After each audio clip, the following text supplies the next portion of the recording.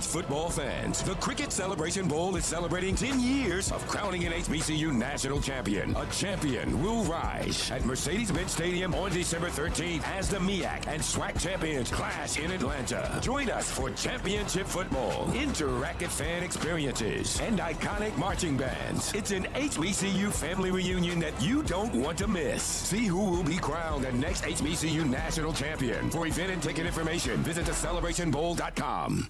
For over 30 years, HBCU Image has been more than just an apparel store. We've been a movement, a statement, a legacy. We celebrate the pride, the purpose, and the culture that make historically black colleges and universities legendary. Whether you're a student or a lifelong supporter, our gear lets you wear your HBCU story with confidence and style. Because when you wear HBCU Image, you're not just wearing clothes. You're wearing culture. You're wearing pride.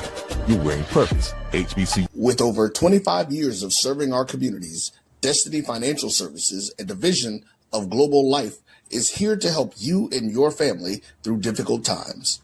From cancer care to accidental industries to cardiac care, we all know that there are times that you can't control what happens in your life, but you can be prepared to weather the storm when it comes. Call DFS at 877-300-8269 or visit the website at www.globelifeinsurance.com.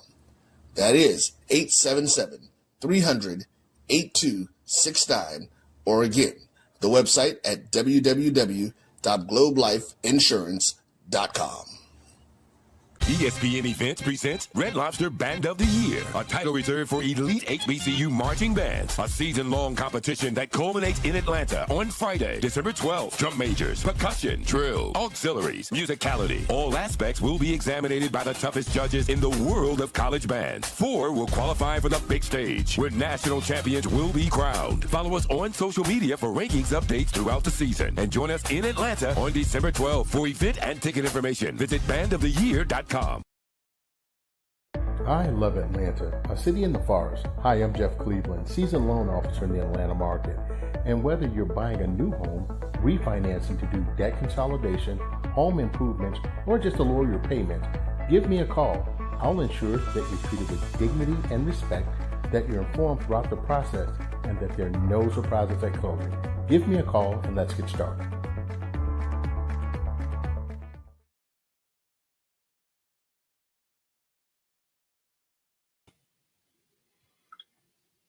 What's up? What's up? What's up? Welcome to Random Thoughts with DVP. This is your host, DVP. And again, welcome to Random Thoughts. Man, well, Facebook be on some BS. All right, well, let me go on and bring one of my co-hosts in.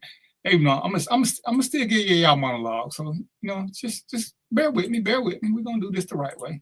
All right. So today is the 15th of October. It is 6:02 Eastern Standard Time, and I just want to say this to start off with. I don't understand. Back up. First of all, I want to say thank you to everybody who's called and checked on me.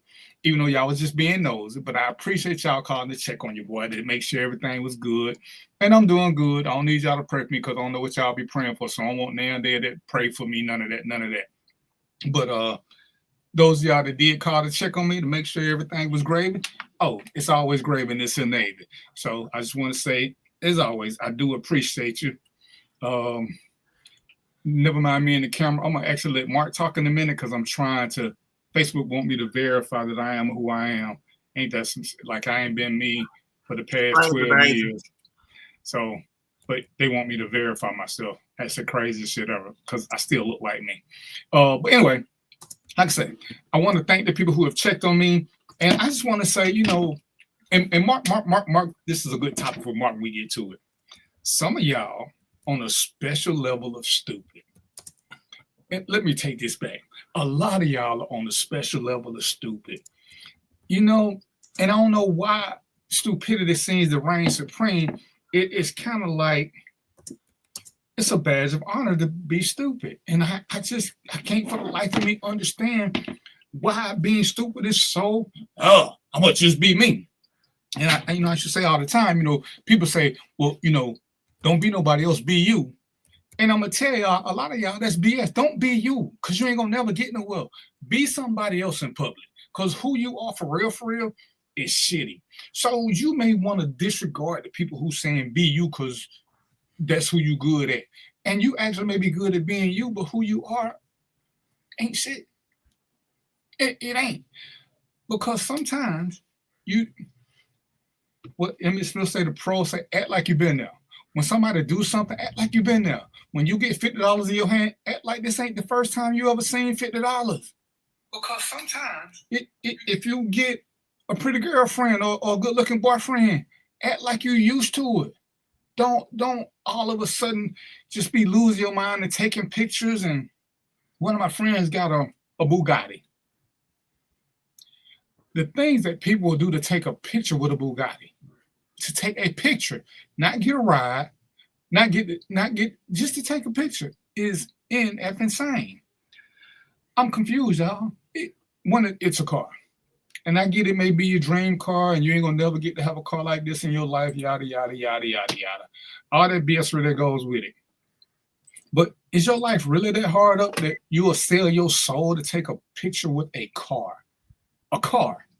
Mark got a nice little whip. I'm assuming it's his. If it ain't, we out him to the world. And I'm willing to bet. I'm willing to bet. And we ain't never had this conversation before. But I'm willing to bet he done had some strange requests from some not bad looking women to take a picture in his 3-wheeler. That's true. See, and we ain't even had this conversation. And it's like, y'all are actually kind of cute. If y'all ask y'all could get a picture, hey, you get a picture if I'm in the picture with you. But from what I'm hearing, for what I'm seeing, well, y'all offering up everything except your kids. And some of that's up for debate, depending on how you are, how your kid is. I'm seriously confused.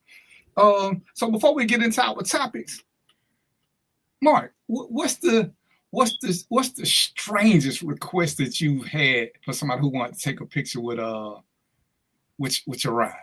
Hey, that you can say on the air. just hugs and kisses and take you out and all that old type shit. Take me for a ride. We can go get something to eat. I got you. Okay. Ain't nobody offer to take you for a ride if you took them for a ride. Hey man, it's I mean, that's a yes. No, I don't want no details of what kind of ride. I'm just the phrase out. Yeah. Like they say back in the day, it's a whole magnet. And I'm just like, this to me is insane. It's insane. And it's kind of like when I saw the post about women and sex.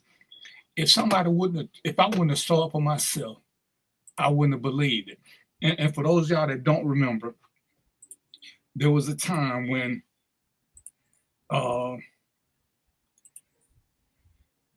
my brother asked to see his son. They live in another state. We just happen to be in that state. And I saw the text that said, if we ain't effing, why do you want to see him? What one got to do with the other one? And I know women can be like they are, and y'all know I ain't gonna never just jump on women as a whole. But if somebody would have told me that a woman said that, I would have called them a liar. But I saw the text. Because I was looking forward to seeing my nephew. But she said, unless they were having sex, it wasn't happening. And he said, I'm with my brother. And she said, what that mean?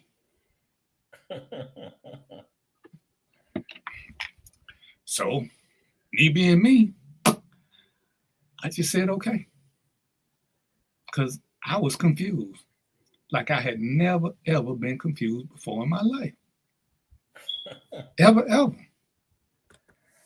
Help me out, Mark. Help me out, brother. Help me out. It's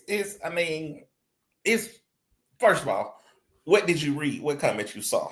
And let me expound on that. Well, he said, "Hey, we in DC. Can I see my son?" Not your text. What you say? You saw a post on Facebook today about women and sex. So that's later. The one with my friend with the Bugatti, not the Bugatti. And I'm sorry. Okay. It's not a Bugatti. It's a what's the car that 300 look like? Phantom. He got one of them. Okay. And to your thing, it's one of those things like when I got my motorcycle, my crotch rocket. One of my homeboys said, that ain't nothing but a 600-pound vibrator. The women they gonna be all over you for it. I'm like, oh man. And when I got on the motorcycle set, I saw it. I was like, oh, this is crazy. I should have got my motorcycle 20 years ago when I was in the world like that. Because it is. I mean, toys like that, it don't take much to get them excited nowadays. And they lose their mind over something that's obtainable, but they don't feel it's obtainable. I'm just mystified. What's up, Ron? What's up? I'm just. And like what I said, Ron? I would, and I'm being a chauvinist. I would love to say that this is unattractive women, but these women who are making these deals with the devil, these are good-looking women. It ain't like they gotta do this. They could just say, "Hey," and I'm sure that under normal context, we would be over them anyway because they good-looking. Yeah. But it's like, did I miss something? Is this the first time you look good? Is that a mask on? I'm just like, what in the heck? Well, having things like that, I typically say now it's a conversation starter. So they already had the intentions. They just needed a reason to start the conversation. And okay. All right, so we're gonna progress on with the show. I'm trying to wait for Mo because we got a few topics and one on was his. But I want to talk about something I had talked about earlier, especially now since Ron here. I got to catch him early. And this is one of the things that I've learned with basic money management and Black people. A lot of us have debit cards. From a money management standpoint, a debit card means that you got money in the bank and you essentially you just paying cash for stuff. You're just not using cash. I will tell you that is, get rid of that card. Every card that you have should be doing something for you. If you know you can pay your bills when you use them, get a credit card or get some kind of card that gives you points toward flying, discount on meals, discounts on gas. And do your research to find out which one. Capital One got a couple. Most banks have a credit card that will give you points towards something. So when you're using a debit card and you're paying, nobody's making anything off that except the bank, because the bank is actually charging you to use your debit card, which is insanity. But that's what they're doing. So go ahead and get a credit card. The trick with credit cards is to pay them off before the end of the month, which is all you're doing with a debit card. So if you can, and I'm just say one of the cards I got, it gives me 5% off of it. Every time I use it for gas or meals, it gives me 5% cash back, which ain't a whole lot in theory. But if this is something that you do, and I don't know nobody who don't get gas on a regular basis. So, let's just say, for those of y'all who, I'm gonna do quick math. If you buy $100 worth of gas a month, which ain't a lot, it's actually 2 weeks for a lot of people, that means you're getting $5 back. That can go toward a meal, that can go toward something else. But when you use a debit card, you're getting $0 back. And guess what? Most of the time you're still paying, you're paying. So from a money management standpoint, and this is just basic stuff, stay away from credit cards that make you pay unless you got horrible credit. Because now, if you got horrible credit, you got to get one of them credit cards that's secure. You put 500s in the thing, they'll let you withdraw 500. But as soon as you get your credit up, ditch that credit card. I would say, from my experience, Capital One is one of the better cards to build your credit with. But they're going to start you off low. but that's all you really need. $200 is enough to start you off. You keep that paid in 2-3 months, they're gonna get you to $500. Before the end of the year, if you keep doing what you're supposed to, you'll have a $1,500 balance, and you'll just keep going up as much as as long as you can keep your stuff going. But we gotta get away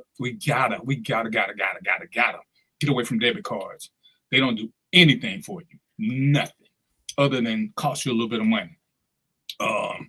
And most of us who have, hey, what's going on, Catrice? What's going on? I'm sorry, what's going on, boss?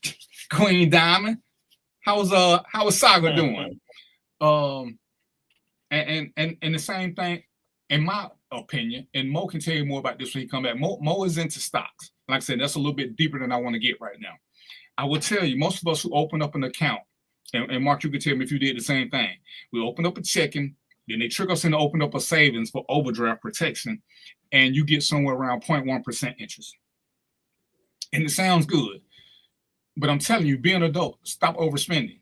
If you got $20, don't spend more than $15. Don't do it.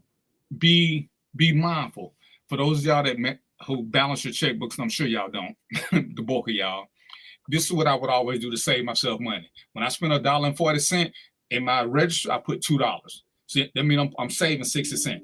But that way I would never have to get to the overdraft stage. But the reason I don't want y'all to get a basic savings account is, like I say, it pays you 0.1%, and that's pretty good. If you get a high yield savings account, go to bankrate.com, and I talked to Mark about this a couple days ago. What's up, Saga? Oh, you ain't got no stab wounds? Where you at? Let me take care of that right quick, because I don't mind stabbing a brother, because I want you to know I ain't got nothing but love for you. Nothing but love. So, when I love a brother, I got to stab him twice. It ain't nothing. But get a high yield savings account. A high yield savings account, I would tell you to find something that is 4 or higher. Some of them you can put in as little as $1, but the more you put in, the more you get back. The reason I like them better than stocks is because you can't lose. You put $100 in there, you're gonna get $4 back every month.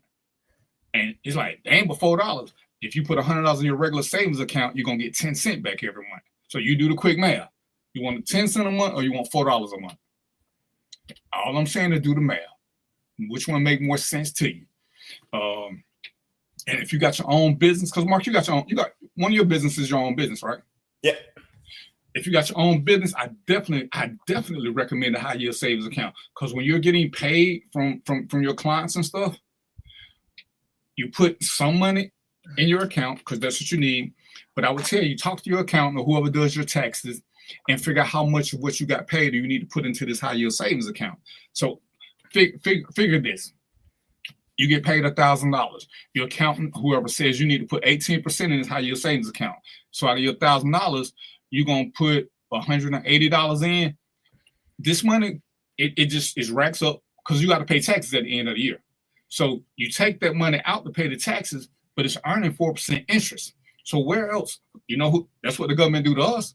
They tax us on what we owe them. You might as well pay yourself for something. So when you take the money out for your taxes, then man, you still got something left over because you've been getting 4% interest as opposed to 0.1%, which is nothing.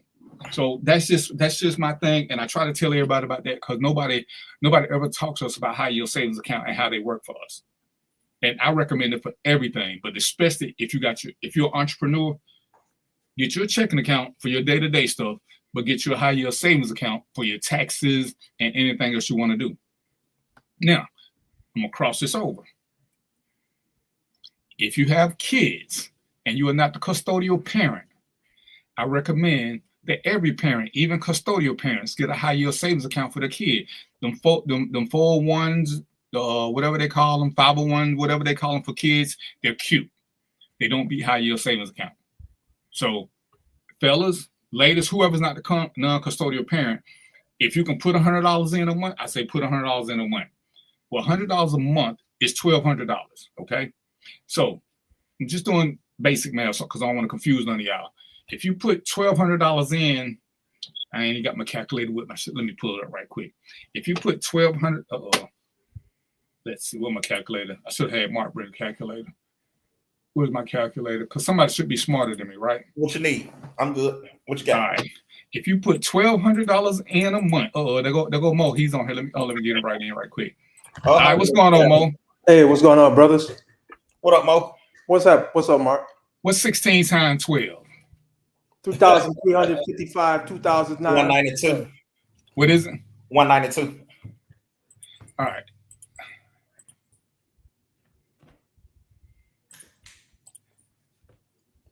Okay, so if I must have did something wrong. You did. I lost my whole cap. Anyway, $100 a month. You trying to do DVP? I'll do it. Tell me what you want. How many months in 16 years? 16 times 12. Mark said is how many? 192. Okay, so 192. So that's $19,000 you could have saved up for your kid, and that's without any interest.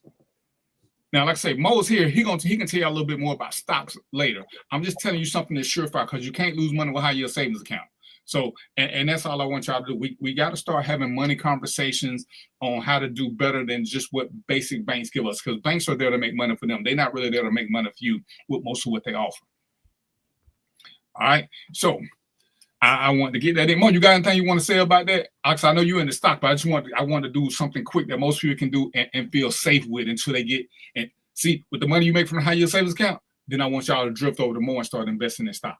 So but yeah, he probably wants y'all to do it the other way, but no, not true, man. No, you're right. The thing is, with let's just call it finance. Forget about calling it stocks, right? But with finance, you need to diversify. So you should have some CDs, right? Because they at a different risk level than investing in stock, and so you need like. I want to start with somebody who barely making it first. I don't want to get into people who are well established. I want to start out people who doing a little bit better than paycheck to paycheck, just a little bit. Yeah. So then. But they got a basic account. Yeah, so they can do like what you're saying. You know, they can buy a CD. You know what I mean? Like $200, $300 CD. You know, you can start right there. Okay, well, and I want you to deal with people who might not have but $20, $30 every week after they finish paying all their bills. Oh, I want to start at the bottom and work my way up to people who are doing a little bit better with money. That's why I don't want them to have a checking and a basic savings account like banks keep trying to get them to get. So again, and see what Mo is telling y'all. That's why I say if you open up a high yield savings account and get higher interest, you can start going to these other things because you can take the interest out and put it into something. But it's automatically gaining money. There is no risk, whatever. What do you buy a decent CD? What's a decent CD? How much do you have? You mean how much it costs? Well, Ron just said, where do you buy a decent CD? Oh, I got one. Yeah. I mean, I went to Schwab because Schwab is easy for me to deal with, and I also got one I went to bankrate.com because I'm always looking at the numbers. All banks don't get the same numbers, and what you want to do is look at what the output is. Yeah. So I'll just add to that because DVP's 100% right. All banks are not created equal, folks. So make sure you do your research.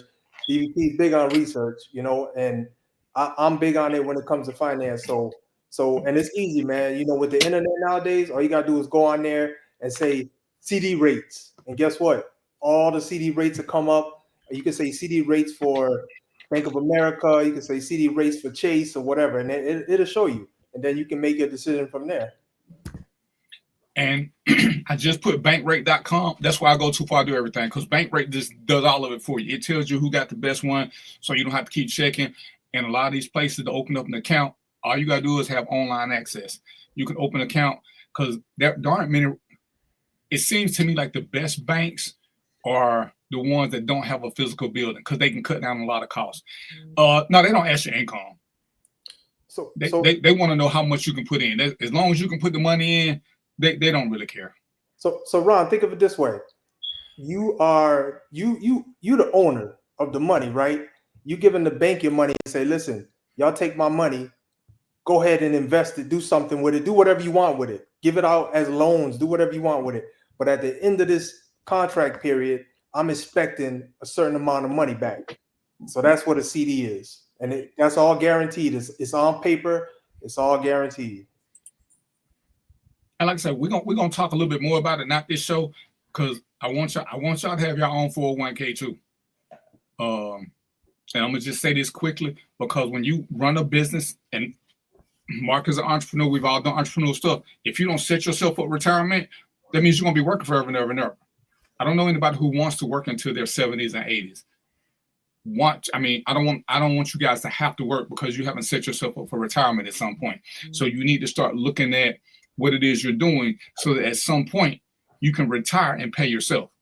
I mean, I was lucky. I had a job with the county and got a retirement, but I know lots of people who don't, and they still don't have a 401k, because anybody can. It don't even take a whole lot to open up a 401k. Again, look at thebankrate.com. It'll answer questions about everything: CDs, IRAs, everything.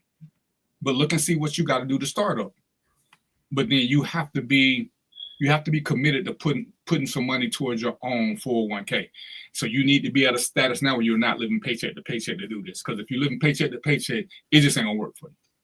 So you got to be disciplined, and you have to cut some things out. All right. So, but yeah, I want to get that in.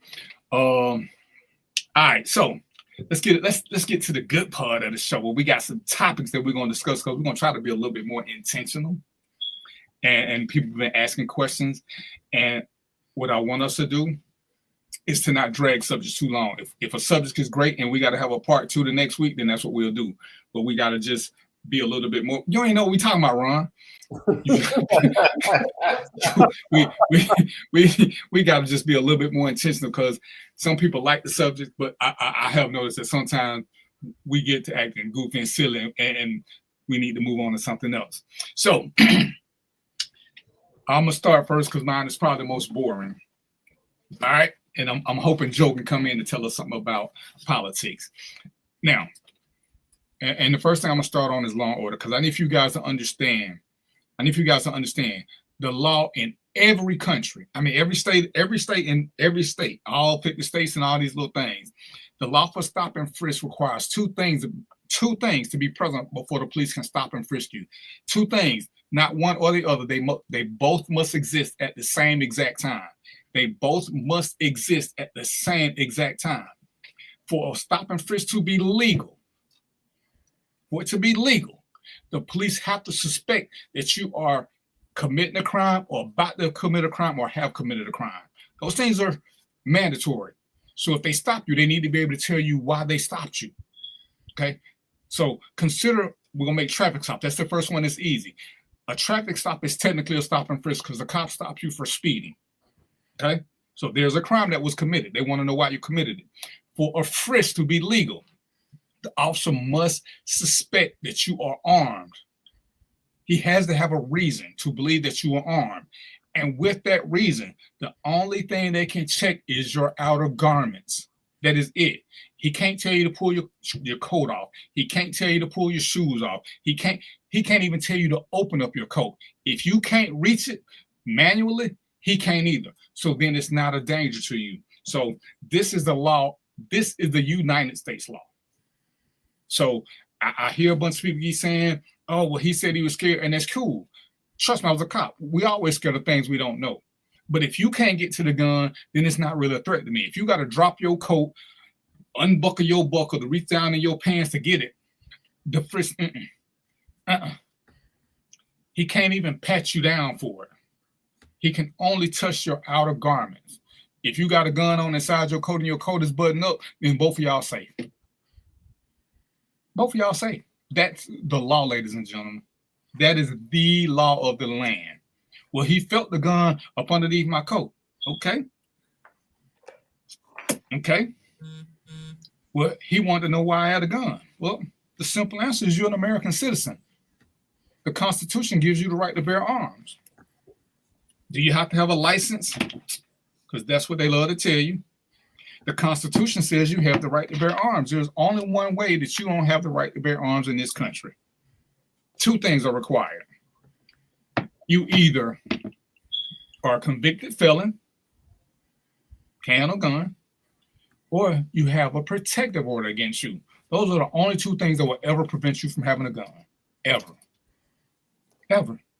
So what he can do, if he feels a gun, he can ask you for your ID to run your name to make sure you don't fall into one of those two categories. If you don't, he by law has to let you go. What you got for me, sir? Just a question. So, convicted felon with a sealed record, is that the same thing as a convicted felon? There's no such thing as a convicted felon with a sealed record. No. You can be a juvenile with a sealed record. Oh, okay. Yeah. But and that only applies as long as you don't do anything else. If you do something else, then your record becomes unsealed. Got it. So yeah. Right, Terry versus Ohio. So I just wanted to give y'all that because I see a lot of people asking, and I see some of these clips I see some of these clips and I hate them. I hate them. I'm frisking you for my safety and your safety. That's not the legal standard. It's not. A frisk is for outer weapons only. Oh, let me say this, and we're gonna move on to something else. A frisk, by law, can only be for weapons. There is no way I can do a Terry stop and find cocaine, dead bodies, nothing. I can only find weapons. Now, here's the one trick. If you run across a cop like me, because I teach this, I know based on my knowledge, training, and experience that this can be a gun, that some of these combs can be a gun. So when I feel one, I can articulate that based on my knowledge, training, experience. I can even show pictures. So if you have one of those in your outer garment, I can remove it to make sure that it's not. Again, I can remove it from your outer garment. I can't make you take your phone off of your belt clip under your coat against the law. Now, if your coat is open, I got a little leeway.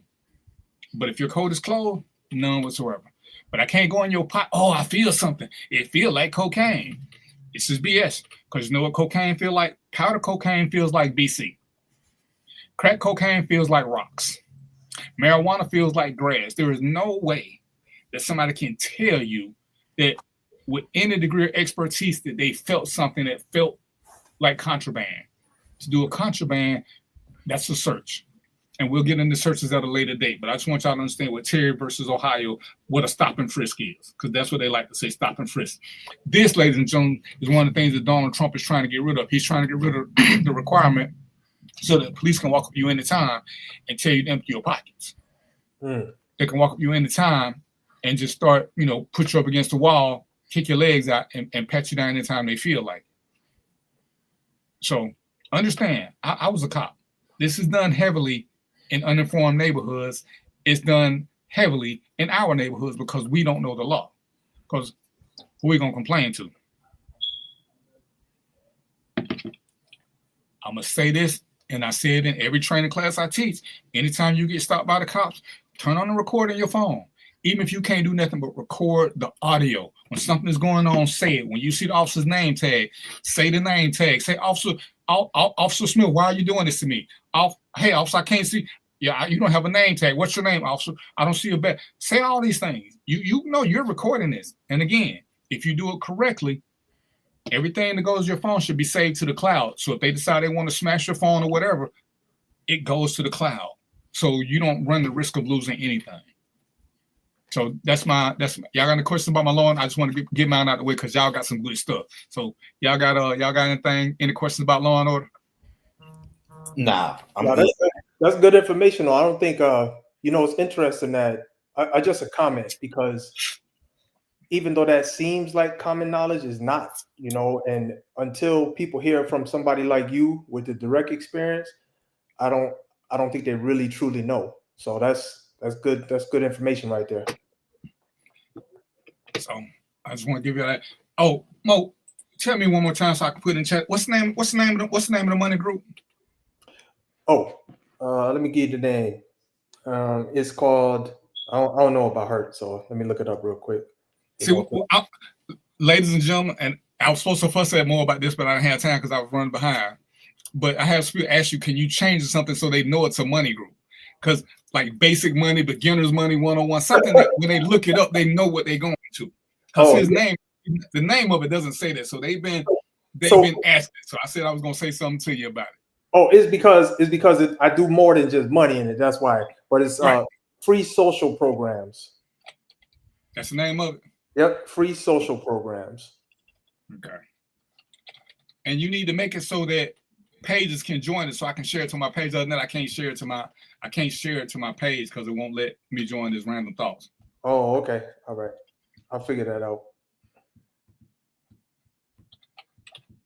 But yeah, check that out when y'all get a chance. Join that. Like I said, I'm working on it so he can let me join as Random Thoughts where I can share it easily.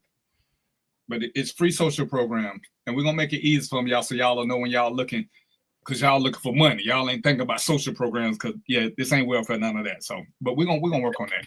All right. So one of the subjects that we want to talk about, which one do I want first? Mark, go ahead. Good one. Yeah, because it should segue into to Mo's. But the question that I have is, how did we get away from having the village and the community that helped raise kids and supported each other? How did we get away from it? Is it possible for us to get back to that stage? Mo? Make the village great again. Donald Trump, make the village great again, huh? So I'm gonna just say this, man, because and you know, we probably all gonna have different answers because I got a different perspective than DVP and than you, Mark, and whoever. But and it's a good question and good topic. But I'll just say, I personally never had a village, so okay, I can't even talk about when it was there and when we got away from it, because you know my background is segmented and dysfunctional and no real community. So I can't even really talk about when we got away from it because I don't even know what that's all about. But I will say that I do know a couple things though. I did experience a few things. Just as a child, I did I inherited the behaviors of the hood, right? And so this is when I realized though that there was a community. I went over to my buddy's house, and like normal, I just when I go in the house, I see an adult or whatever, just walk right by him. I mean, that's just what we learned, it wasn't nothing. But I went over to my Jamaican friend's house, and his dad said, "What you doing?" I said, "What you mean?" He said, "Did you say good morning?" I said, "No, man, I'm in the hood, man. I don't say this is just me in my head. I'm in the hood, man. I don't say good morning, But he's like, when you come in people's house, you should speak. And just that little thing right there, man, made me realize that, man, I got gaps. I'm missing stuff because I didn't even realize you're supposed to do that. I just walk right by you. I come in your house, I walk right by you, man. So I don't know about the village. That's all I can say. And this is my opinion. As he said, we all got what hurt us was money. The worst thing that we ever got was money. When we got money, what the first thing we did was we moved up out of the hood. So that community that I grew up with, where we all looked out for each other because we were all poor and we all knew it, and we had I got toys based on what you got. And when I came, if my mama worked late, one of you guys' mom would take care of me. Once we start moving out into Cascade, you're not from here, Mo, but we start moving to the Cascades and all them, we lost touch with that. Remember, there was a time, Mark, you ain't old enough. Mo, you a little bit younger than me, but there was a time there was no such thing as individual toys. Everything that we pretty much got, we needed somebody else. Even when we got skates on a bicycle, we needed other people. We didn't have anything like PlayStation where we could do it in our house and play with the kids across the street. Hell, the reason I learned how to play jacks was on rainy days. I lived with a bunch of girls, so all I could do was be on the porch. When they played jacks, I could either play jacks or go to sleep. So I learned to play fucking jacks. So I'm just saying, Cascade, Cascade originally was the hood for black people who had money. So everybody else stayed in Adamsville, Bankhead, or Dixie Hills. It's pretty much if you stay in Atlanta, that's pretty much where you stayed. But once we got to the point where we got a little bit of money and we couldn't wait to get out, to me, we lost so much. We lost so much cohesion. Like I say, I came from that era. We had drug dealers in the hood, but again, and I tell people, this is my era. The drug dealers didn't mess with the smart kids at all, and they didn't mess with the athletes. And they were the best chaperones because they wouldn't let the athletes or the smart kids go to none of the parties. They wouldn't let them hang out late. They were strict about that. Now, if you was an ain't shit person, you can hang out late, you can do whatever. If you was a loose girl, yeah, they was gonna put you on the street, but they wouldn't do it to the smart girl. Like I said, they would be like, "Hey, what you doing here? You got to go home. You not one of us." And we lost that because we became so competitive and we became so cutthroat because Mark got something now and he ain't giving it to me, or he think he better than this, and nobody was getting big screen TVs in the hood. We all had a 17-inch black and white with an antenna was gonna break week 3, but we all learned to play together. Like I said, Mark's family became my family. Whenever my mama worked late, my family became Mark's family. Whenever his family worked late, no matter how poor we were. Hey, when my mama made something to eat, she was gonna make peanut butter and jelly sandwiches. She knew Mark was coming over because we might not have had enough food to cook for everybody, but it was always enough peanut butter and jelly in the hood. So these are the things that we did, and it brought camaraderie. This is when we would go to the same schools, or when we walked somewhere, we stood unified as a hood. You know, Bankhead ain't finna let nobody from Boyne Home talk trash because all the Bankhead people stick together. They go to school together. They live in the same neighborhood. Like I said, me and Mark may have our own little personal beef, but we like brothers now. Mo, you can't come and talk trash to Mark because I'm listening, but I'm standing behind you because as soon as Mark say the word, I'm finna bust you in the back of the head because this is not what you finna do. But once we became financially, we moved up financially, the hood just started going down, and it just became unproductive for us. But most of us who have that sense of unity, who have some of the manners that you was talking about, you was missing, Mo, we learned it in the hood because we had Miss Mary, but we had to help her with her groceries. We had all these older people, and we were taught to respect our elders. We didn't curse in front of adults because Mark mama could whoop my ass just as quick as my mama whooped my ass. And when Mark mama whooped my ass, she was gonna tell my mama, so I ended up getting 2 ass whooping for saying damn in front of Mark mama. It's like, so you don't say nothing. We came from that era when we knew what that transformer sounded like when it was warming up. When that transformer warmed up, the only thing that was clear in that transformer was your mama hollering your whole government name. When you heard your whole government name, and you could hear your government name from 3.5 miles away. From 3.5 miles away, you could hear your whole government name, and you took off running. You didn't walk. You didn't do nothing. It could be 3rd and 12, and you run that out route, and the game on the line. And when you hear your mama call your name, you just keep running out. You don't even catch the ball and spike. You just keep on running. Because, like I say, you can hear that in a storm. You can hear your name being called. It's like parents say they can tell when their baby crying. Little kids know when they hear their mama's voice. Oh, yeah. You can have on headphones, be in the middle of a party. When you hear your name called, you know what it means. And, and I think that's why, to Mark's question, we lost so much of it. Because where do we go now? I mean, and Mark, we play football. Mark, who was more organized? Who was more organized than Soul Patrol? I would say we were right there. I ain't gonna say we was as organized, but we probably would have been next in line. Right, but they were just something special. Yeah, but the organization y'all had was something special. Considering it was intimidating. Especially 97% of them still stayed in Bankhead courts. It was, and you couldn't. The dynamic. And when you saw one, you saw 1,000. Mm-hmm. Wow. And I say, Mo, this is something, but like when we played, there was a flag football league, and they were so organized. We had halftime. They would put on a halftime show, like a real halftime show. They had major rest. They had music. We're playing 9-on-9. Most of us got 12 to 15 players. Bankhead Court would roll out with 35 players. Yeah. And they were going to play. It wasn't like trophy. These dudes, it's like, and you couldn't do that. You couldn't do something to one of them. You couldn't. So when one of them says something to you, you just like, okay, George, okay. Hey man, your mama stink. You right, she does. Okay, okay. Yeah, I'm not finna mess with all 30 of y'all.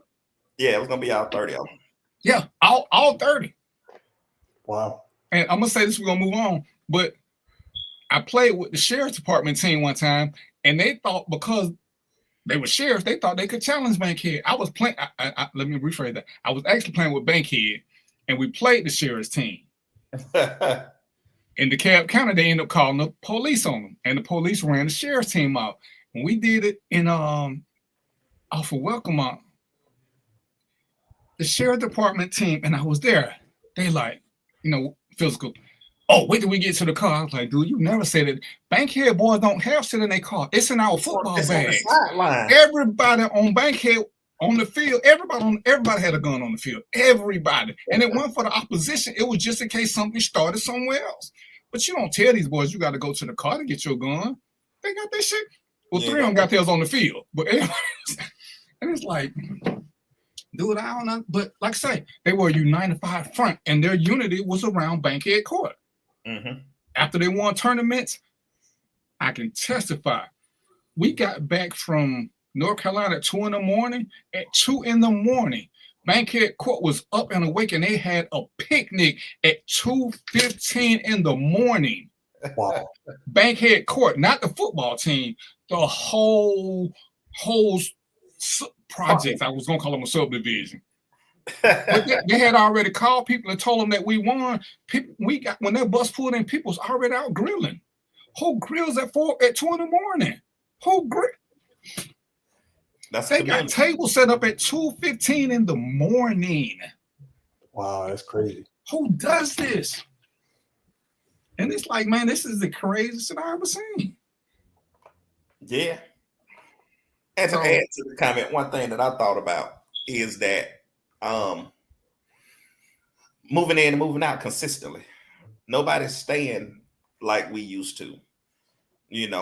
Grandparents buy the house and raise generations. Now so such transient where people moving in for a year, renting, moving out in a year. And I think that takes away from having that strong community that we used to have as well. Because it's not nobody's being stable anymore. So that hurts us. But we definitely need to figure out how to get it back because we need it. Yeah, so hold on. Bankhead was a whole city, bro. It wasn't a neighborhood. Bankhead was a city. Yeah. The top and the bottom. It was a city. Go ahead, Mo. Oh, no, I was just going to add to what Mark was saying. It's important what Mark's saying because with just about anything, and I kind of teach this with money, you need to have, there's a difference between being rich and having legacy money, right? And so what Mark's talking about is the family unit, right? It's different between, like you said, people moving in and moving out, but the legacy's gone. But if you had that legacy, man, there's so much more you could do with just about everything. And I'm talking about the house, talking about connections, talking about everything. You move away, kind of your connections kind of go away. You know what I mean? Because they used to be right there, and you could just even it's weird when people move away. They the calls slow down. They can't visit, and so you lose some connectivity. But so I think that's pretty important what Mark was talking about. See, like for me, I grew up in Dixie Hill. Like he mentioned, I grew up in Dixie Hill. So to my knowledge, my great-grandparents moved in Dixie Hill in 1937. I moved out of Dixie Hill in 92. So as I'm walking the streets, everybody knows my great-grandparents, my grandparents, and my mom, uncles, and aunts. So it was, if they see you, oh, ain't you one of Liz's kids? Which my grandmama was Elizabeth. Yep. Now, which one your mama? Beverly? Oh, yeah, I know her. You know what I mean? Mr. Otis, that's your great-granddaddy. Yep. So those people knew my lineage from far back, like I said, my great-grandparents. So those were the same people that made sure that I was doing something right. If I'm doing something wrong, they can correct me right then. And like DVP said, I'm not going home to tell on myself. Oh, Miss Josephine said this. Well, why she say it? What you were doing? Now I'm in trouble. Like it should be. So if Miss Josephine corrected me, I straightened up and went on about my day. But I think now, people like that, anybody can correct somebody else's child. And that's a big disconnect that we got now too. Well, and that disconnect came from the crack era that we don't want to talk about. We all grew up with adults. Everybody Mark talking about right now were kids who had kids. There was no adult there was no adult around. We never, I guarantee you that between the three of us, even Ron, we never heard, you better not say nothing to my child, or you better not put your hands on my child. Teachers had permission to whoop us. Bus drivers had permission to whoop us. Neighbors had, anybody who was over 21 had permission to whoop us if we did something out of pocket. Yeah. We never heard this. Oh, you better not talk to my child that kind of way.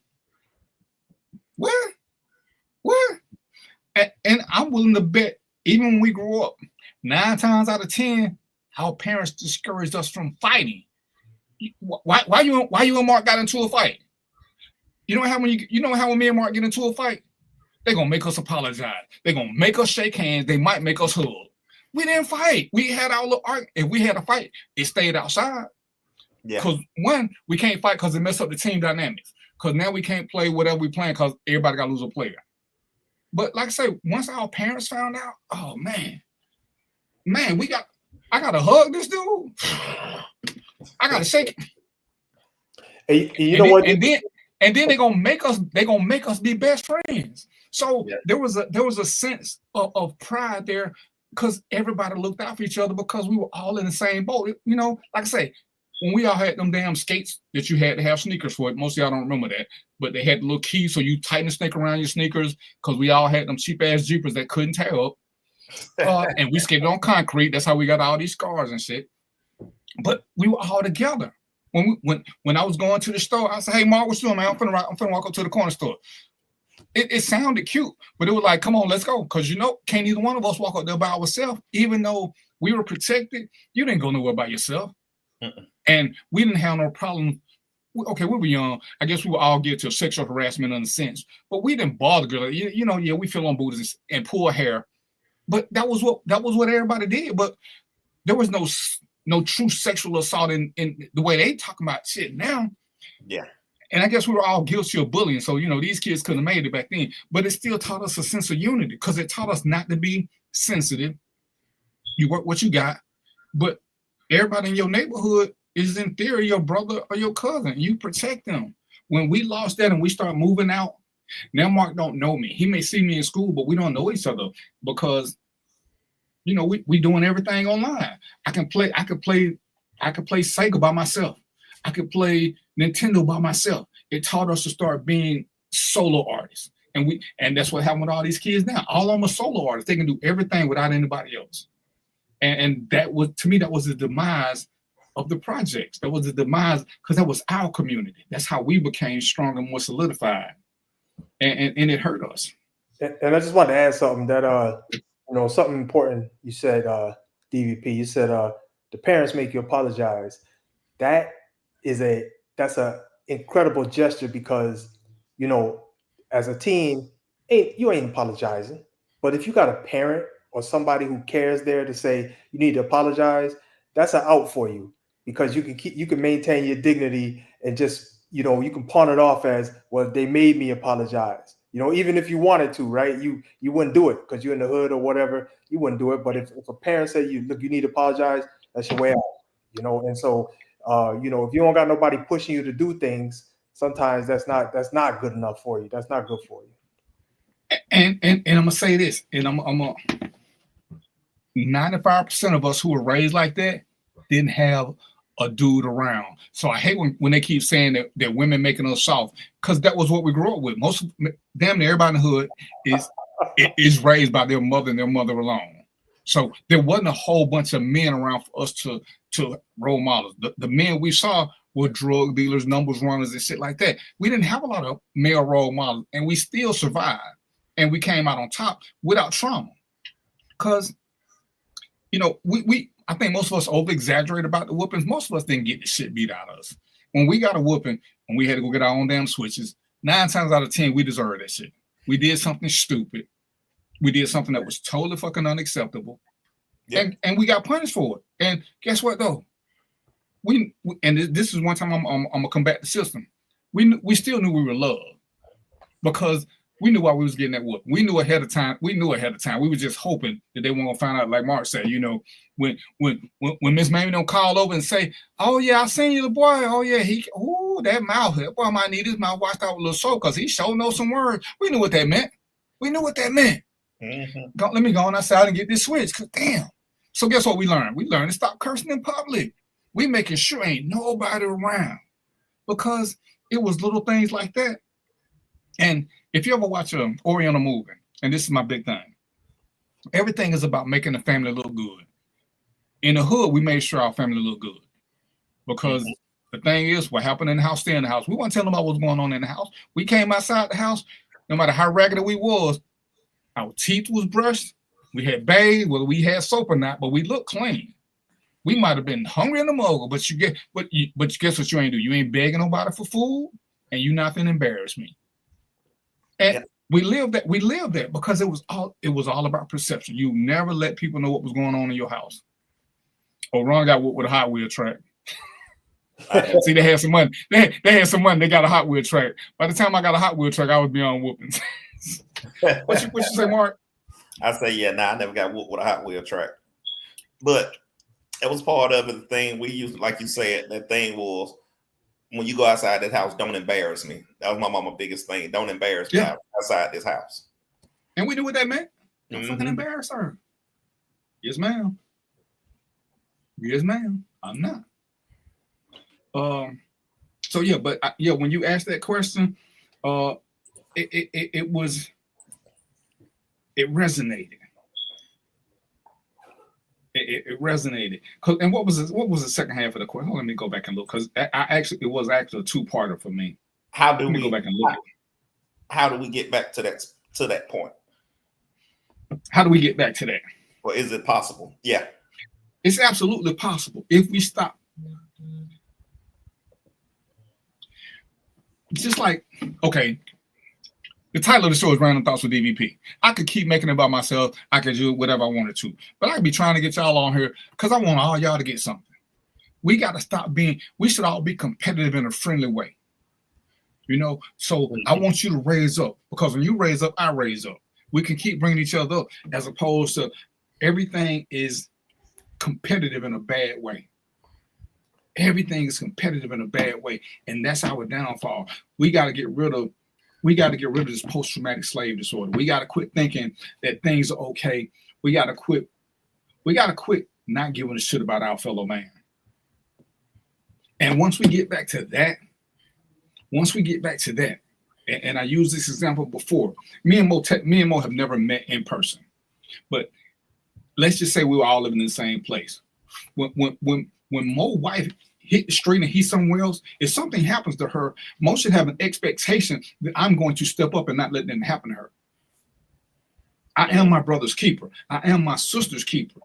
And too many times now, the only people that dudes want to watch out for is relatives or people they sleeping with. They don't care about nobody else. We never had that problem growing up. Because if we knew them, they were in our hood, they were automatically protected. So we automatically start doing that. Now everybody's so selfish. Now these dudes want to be girls because I want a woman to take me out. I want a woman to ask me out. I want a woman to do this. I want a woman to do. So you don't want to be a man. Just date men then. If you want all these things that a woman got, just date men because that's what they do to get them. That whole transition. But again, it goes back to the crack era. There were no adults in the hood at that point. It was just kids having kids, raising kids. And when you deal with a lot of these mothers, and I hate to pick on them, but a lot of them got pregnant because they wanted to be loved and they treated the baby like a puppy. Everybody loves a puppy. But when that puppy get out of the pup stage, it becomes a dog. What happened? They end up at the pound because nobody wants to deal with this big ass dog. But Rottweiler puppies are the fucking cutest. But when that Rottweiler grow up, that Rottweiler's a handful. When your kids stop being babies, they are a handful. They got attitudes, they got challenges. But who are these women learning to be mothers from? They didn't have the elders. As bad as me and you are, Mark, what did it take? When one of these old ladies who couldn't chase us nowhere said something to us, what did we went into? Yes, ma'am, no, ma'am. Yes, no, ma'am. Stop in your tracks. They couldn't beat us. They couldn't do nothing. But as soon as they said something, respect came just like that. Mm-hmm. When was the last time somebody our age or older told a grown person, you ain't my mama? That right there, Mo, that right there would have, man, we would have ended up in the ER to tell that statement to any adult woman. You ain't my mama. You can't, what? I'm gonna be like, did you tell Miss Sue she wasn't your mama? Yeah. No, what I had said was, you're not my mama's best friend. That's what I said. I said, you're not my mama's statement. She didn't hear the best friend part. And like I said, we need to get that respect back. We need to get that internal love back, and we need to just start looking out for each other. True. And it's really not that hard. Because when you go to other communities, and I'm gonna let y'all have this in a minute. Why aren't the police prevalent in Chinatown? Why aren't they prevalent in Vietnamese sections? Because they look out for each other. You don't hear about the police doing shit in those towns, because when the police go into Chinatown, it's 100 Chinamen watching them. But they take care of their own. See, back in the day, the police didn't come to the hood a lot. These same dope dealers, aka/chaperones, when you did something, they beat your ass, handcuffed you to the edge of the property, call the police and say he at the street corner, right where Bankhead Court starts. So all the police had to do was pull up, and there was a dude handcuffed to the corner. But they didn't come inside because they know they weren't welcome, and the system regulated itself. Miss Mary never locked her doors. She never locked her doors, and guess what? Nobody ever broke into her house. Ever. No. Ever. If they broke into the house, it was to leave some groceries or something. Well, she wasn't finna get bothered. I guarantee. Mark grew up in Dixie Hills. I guarantee you, we can count me and him together on one hand how many rapes happen in our neighborhoods.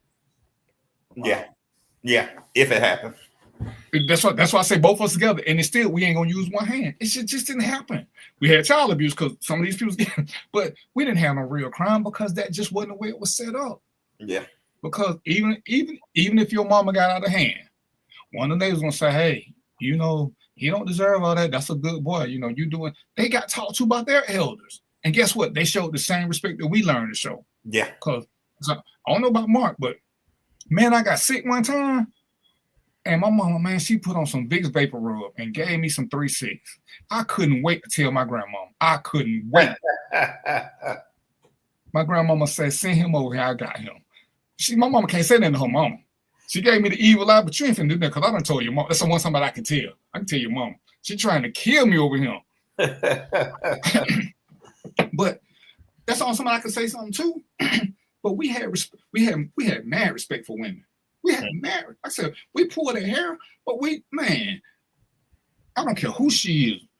If a girl push Mark down the step, Mark know good and damn well he can't hit that girl back. He better find another girl to fight her, but all he can do is take that one on the chin, be like, because the mom be like, "You hit a girl?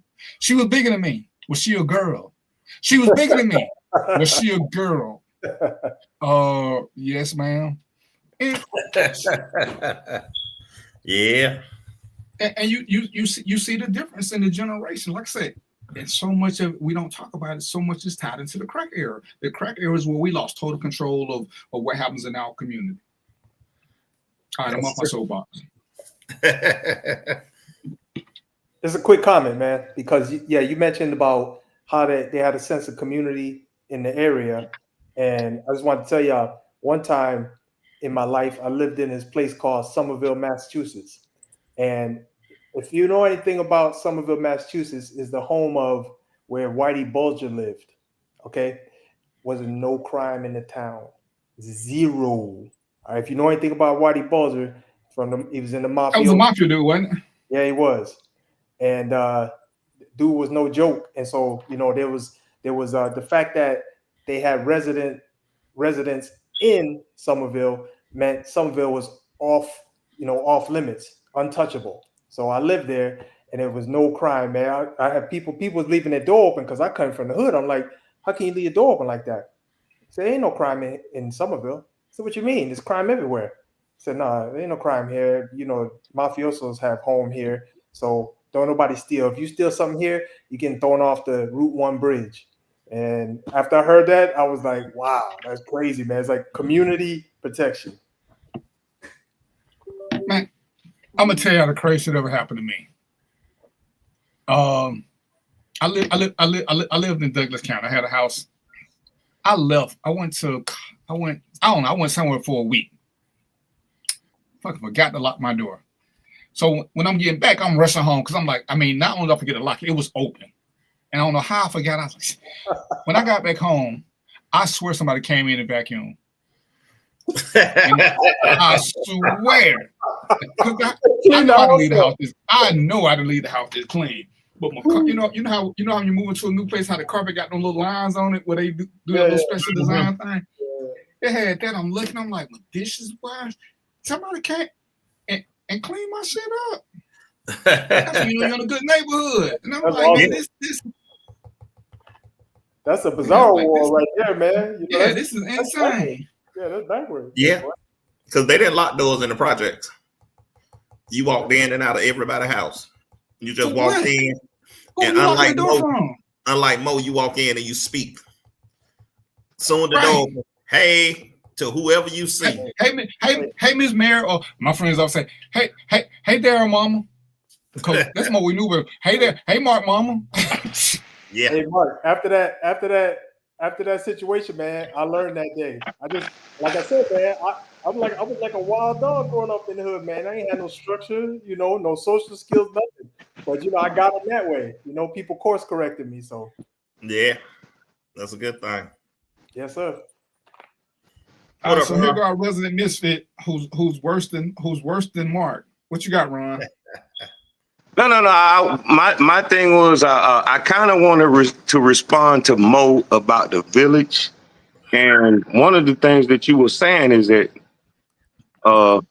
everybody came from a different background, and my joke about Cascade was because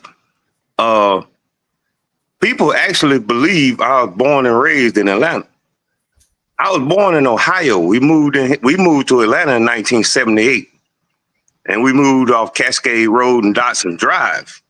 So I didn't have the chance to experience the Dixie Hill, the Bankhead.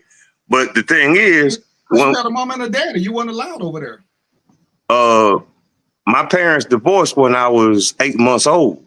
And my mother moved back to Georgia, where she was from. Okay. So when she moved back to Georgia, she said, I'm taking my son with me. Now the thing, what I'm saying about and I'm giving a homage to the village because I'm an only child in a single parent home. But I had a neighbor next door, Mr. Johnny and his wife. They didn't have no kids, and they was about my mama's age.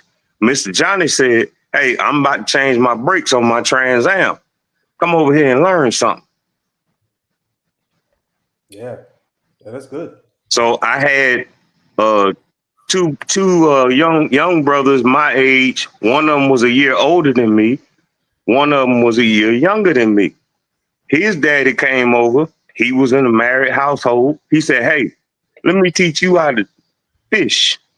And we hopped in the car, put tackle boxes in the back of the Monte Carlo, not the SS, the old big body Monte Carlo with the long trunk. He said, "Let's go.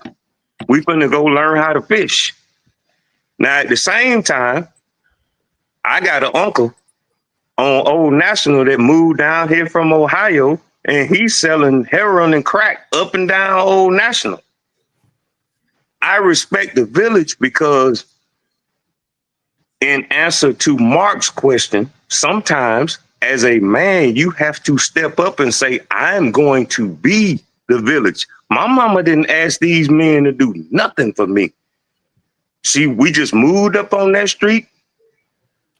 She came down here, she bought her a house, she got herself started over, she got divorced. And it was men in the neighborhood that say, hey, I'm looking at this single woman and she got this little boy in the house with her. They didn't come over and try to holler at her. They said, we looking at a boy that we can keep out the streets. That's good. Good stuff. So, I mean, I'm understanding the concept, and I'm giving an answer to the questions, because the second part of Mark's question is, how do we become that village again? And my thing is, you have to talk to people who want to be receptive about it. You know, yeah. you can't force people to be receptive, but you lead by action. And if I'm walking through here, you know, if I'm walking through life bullying, saying I got it all, which I ain't really got shit. That's why I asked about the financial stuff. To rewind even back further, I'm sitting there saying, hey, I ain't got much, man, but I got common sense. I know how to treat people right. I know how to look at a young man that's going astray and his mama sitting there saying, oh God, or a daughter. Cause I got all girls. I got 7 girls and 2 boys between grandparents and grandkids and kids. Somebody gonna sit there and they gonna look at me and they gonna say, this man got something he can offer to somebody. I don't care if it's teaching them how to read. You know, you ain't got no daddy to go to a daddy-daughter dance. Hey, I got me about 15 Steve Harvey suits. I'm gonna clean up and I'm gonna go. It ain't my daughter, but guess what? That's a village. You see what I'm saying? That's my point. To answer the question, it's like, hey, how do we get to come back to that? And my thing is, you got so many men, adult males, is saying, well, I don't owe your kids nothing. Well, you don't owe them nothing, but damn, you owe society something because they treat us all like shit. Why don't you step up and show them something? Okay, well, I ain't had no daddy, but this man took me to a daddy-daughter dance and he treated me like I was his daughter. Yeah. Good stuff. That's why I disagree. We all owe something because I owe it to it. Because I have a daughter, I got a wife, I got a mama, and when we take that single-minded mentality, it was like, oh, I'm always be there. There is no way either one of us could be with the women we love 24/7. There's no way we could be with the family we love 24/7. But if we have a network, that's what we can do. But it's so many dudes who be like, I don't know them, they ain't mine. And I hate as soon as I hear that, I just hate that mentality. I think you misunderstood what I was saying because I'm agreeing 100% directly with you. My thing is, co-sign, Ron. I didn't disagree. I co-sign. Yeah, it's like, I got granddaughters. My wife has 5 grandkids. 3 of them are girls. Biologically, they are not mine. But when them girls come home and they show me what they did in school and they doing this, that, and the third, and we got daddy-daughter dances. I'm sitting there thinking, okay, after all this, we going Dairy Queen. I mean, it sounds cliche, but it's simple because a little 8-year-old and a little 11-year-old girl is sitting there saying, my granddaddy took me Dairy Queen. Am I her granddaddy? Nope. But if that's what she wants to say, go right ahead. Yeah. I turned her on to sushi. She's like, hey, Papa, when we going back to the sushi spot? All right, as soon as I get some gas in the car, what's up? Let's go. And people don't understand that kids are impressionable. You know, adults are impressionable because they ain't been nowhere. Yeah. Yeah. And I know some people who still have not left the state of Georgia. You're 40 years old. You have never left Georgia. I mean, not even to go to Alabama. You have never left Georgia. They ain't seen nothing. And it's like, you know how much it costs to drive to Alabama? Just to go to casino, go to whatever. Even Biloxi. I mean, man, you ain't never wanted to get outside of this. And 2 of them got kids. Your kids, this is all they know. You know, oh man, it costs too much. You want to sit there and give them the world. You can't take them to Mobile. Come on now. Yeah. You know, like, damn, you know, you can't even drive to Florida. Come on, bro. It's a beach at Florida. It's a 4-hour drive. But this is why we have to start stepping up and at least exposing people, because people know what they're exposed to. And we have to step out and embrace it and tell people about stuff. You know, I just posted a link in there for about taking trips, the Melodic Virgin Getaway. Ladies and gentlemen, check it out. They got some crazy prices for some trips if you ain't never been somewhere. Some of them are local, some of them are overseas. But hey, man, instead of buying some rims or that $1,000 purse that you've been looking at that you can't put no money in, go somewhere. some of these trips, man, for $700, you can enjoy 2, 3, 4 nights some places. We gotta expand our horizons, and we gotta, man, you just gotta expand your horizons. It's a guy that I kind of pay attention to. I got respect for, and he said pretty much the same thing. He said if you sitting there chasing after material stuff, and he said you get the material stuff, and I'll use your example as rims. If I sit there and I go, buy some $1,500 rims for my car, and they decide they want to repo my car, I ain't got them rims no more. But if I spend a $15,000 trip to take my kids to Hawaii or Vegas or wherever, and they decide they want to put collections on me, they can take the money back. I still win. You can't take the fact that I win. You can't take that away from me. You can't take the fact that I win. I sat there and went to a luau and saw hula dancers and all. You can't take it from me. You can take this car. I get another one. I can't sit there and complain about getting my wages garnished for a trip to Hawaii, and I ain't even go. Oh no, I went. So I'm on the same wavelength. So that this is why I like to. I sit there and I come home from work and I logged in and I was like, oh, they at it again. Well, like I said, we got some plans, but yeah, I want y'all to go somewhere. So, I'm going to Alaska this summer. Me too. I want to see polar bears from a ship. Oh, I need to make sure they can't get to me. Okay. You need to inbox me because we going as like a 25, 30 person group. Well, okay. I got you. I've been to Alaska. It's beautiful. Thank you for rubbing it in, sir. I'm going to see me a polar bear catch a trout in his mouth. Hey, Mark, did you see I think I got the name right. Did you see the Aurora Borealis? No. You know what that is? I didn't see it. Oh, okay. That's the light thing, right? Yeah, man. The Northern Star. What's that? The Northern Star. No, it's like, man, I had to look it up, man. I just don't. I'll look it up. It's something that I want to see. Yeah, but it's what everybody go for. Yeah. I'm going to Well, it's one of the things they go for. Yeah, they call it Golden Lights, like DVP said. Yeah, I'm going to Bermuda on Sunday. So you only call that triangle, we ain't up see your ass again. Hold it down that week, Ron. Hey man. All right, we're gonna take a quick commercial break. Then we're gonna get the Mo's one.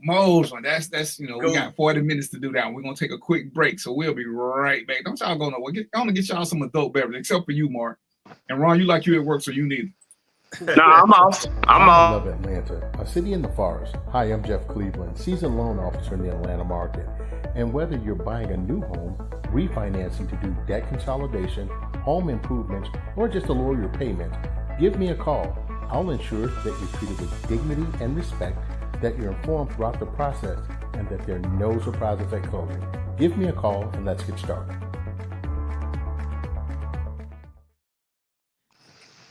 All right, that was my quick commercial break. Now, let me just go on and give this brother his credit. If y'all looking at refinancing and doing whatever, I'm going to tell y'all, and I hit this brother up. This brother was a royal pain in my ass. A royal pain. But he was like, D, you got your shit together. You need to refinance the house. I said, dude, I'm not going to refinance the house. I'm where I want to be. I can afford the payments. I can do this. I can do that. I'm good. He said, D, what the mo dip out? Okay, well, he'll be back. But he got me good. My interest rate on my house is 2.5. Damn it, man. So I don't know what y'all doing. And I was fighting the system because, again, I was just starting to understand money. But he got me my interest rate at 2.5. And when people call now, like, oh, I can get you this. Bro, if you can't get me at 2, we're not talking. Oh, I can. If you won't stay 2, I'm not hearing nothing you saying. How'd you get 2? I said, no, it ain't even important. But this brother, like I said, I went to school in Hill Panther. but he called me. We had talked before about some stuff, and he's like, "This is what you need to do."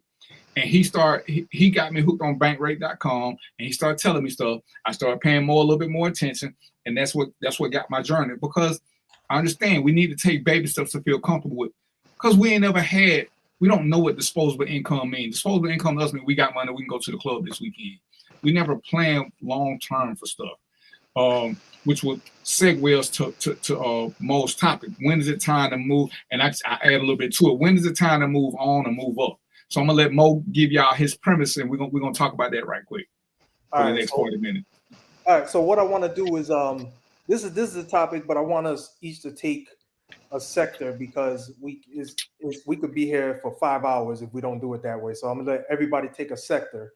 But the question is this, because it's something I think about a lot. It's something I had to deal with and figure out myself.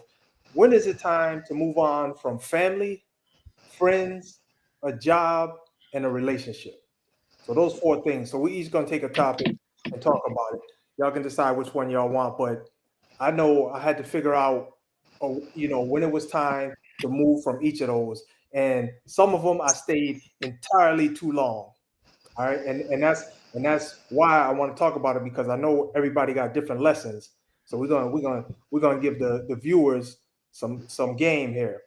So I'll start, and I'll say, and it's just for me, like I said, because if we did one topic and went around the horn, we'd all have different answers, and it would take 5 hours. So I'm gonna take family. So my thing is, when is it time to move on from family? So this is, I actually have actual experience with this, because I had to do this, and when I say had to, it was for survival purposes, because I come from a real dysfunctional family, and people didn't even really care about themselves. So there's no way they can get to caring about me. So when I say when is it time to move on from family, really is when you know they don't have room to really have concern for you, and you find yourself doing unhealthy things, making unhealthy decisions. There were times where I'm bailing people out of jail, and I don't even got no money.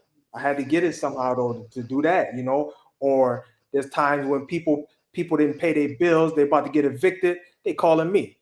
And I'm like, okay, this got to stop, man. I'm trying to move my life forward, and every step I take forward, I got to take 2 steps backward to help you out, And so, whether or not it's not, and it wasn't a thing where I was intolerant. It was a thing where the things happen repeatedly, So I understand things get hard for everybody. I got no problem with that. But when you repeatedly do things and put yourself in situations that cost someone else, that's a big problem, man. So with family, it's just, if you can't really enjoy them as, people to be in your social space, people to just be happy with, people to just be happy to see, but there's always problems and stuff, it might be time to move on. All right, anybody want to do friends? Go on ahead. Oh no, sir. That's why we can have part 2 and part 3. We're gonna stick with family so everybody can give a discussion about family. All right. Okay. All right. So go ahead. Whoever want to take it next, go ahead, man. I go next. I don't think about moving on from family. I just look at it as being a different way from dealing with them. Once it gets to a point that they like a burden, or you only hear from them when they want something, I'm not gonna move on from them, but I'm gonna handle them differently, because they still family. I know a lot of people you say it's family, but I still want to check on my family. You know what I mean? But I'm gonna do it on my terms. I'm gonna set boundaries for them, but they're still family to me. So no, you can't consistently call and ask me for money. And I'm dealing with that right now, which is crazy because it's family. But I still want to be a part of your life in some point, in some aspect, but with my boundaries set. So I'm not going to move away from you, but I'm just going to handle you differently, because it's you family and I still love you. So that's how I look at it. Go ahead, Ron. Oh, shit.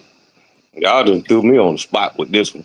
I'm glad I checked in. But I mean, my thing is with the family, it's an open book because the number one person that starts it is my mother.